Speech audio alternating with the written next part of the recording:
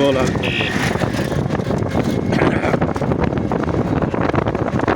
আসসালামু আলাইকুম। আমি এখন অবস্থান করছি গাজীপুর শিমুলতলি দক্ষিণ ছায়াবিতিতে। এখানে মূলত আমার ছোট বোনের বাড়ি। এই বাড়িতে আমি বেড়াইতে আসছি। আসার পরে আমি যে জিনিসটা দেখলাম, দেখার পর আমার কাছে খুব ভালো লাগছে এবং আমি অবাক হয়ে গেলাম যে আমার ভাগ্নে যে এত সুন্দর একজন ফুটবল খেলোয়াড় হয়ে গিয়েছে আমি জানতাম না।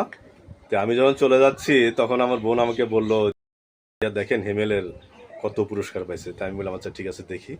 তো দেখে আমার কাছে খুব ভালো লাগলো যে আসলেই অনেকগুলো পুরস্কার জিতেছে সে, এবং এলাকার ভিতরে মোটামুটি একজন ভালো খেলোয়াড় হয়েছে, ক্লাস 7-এ পড়ে। তো এখন এই মুহূর্তে আমি আমার ভাগ্নের সাথে আপনাদের পরিচয় করিয়ে দিচ্ছি। আসসালামু আলাইকুম। এই মারুফ আহমেদ হিমেল। ও, তো তুমি এমনি পড়াশোনার পাশাপাশি কি করো? ফুটবল খেলি। কোথায় প্র্যাকটিস করো? আনন্দ সংঘ ক্লাবে। এটা কোথায় অবস্থিত? এটা রাজবাড়ি, গাজীপুর রাজবাড়ি মাঠের আচ্ছা পাশে। আচ্ছা। তো তুমি তো অনেকগুলো পুরস্কার পেয়েছো তাই না? জি। তো দেখলাম, তো দর্শক বিন্দু দেখেন এই আমার ভাগ্নের কত অর্জন, কত কত মেডেল এবং এই যে কত পুরস্কার। এই বয়সে সে এতগুলো পুরস্কার পাইছে, এটা আমার কাছে সত্যি খুব আনন্দের। এবং এই আমার বোনের জামাই আছে, হ্যাঁ, কাউসার আহমেদ।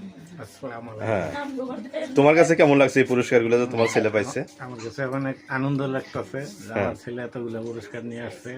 বাবা হিসেবে আমি গর্বিত। আচ্ছা আচ্ছা, না আসলে এটা খুব আনন্দের।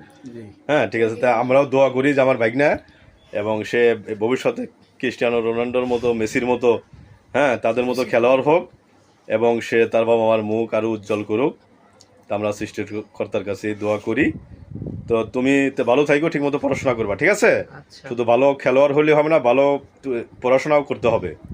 ওকে।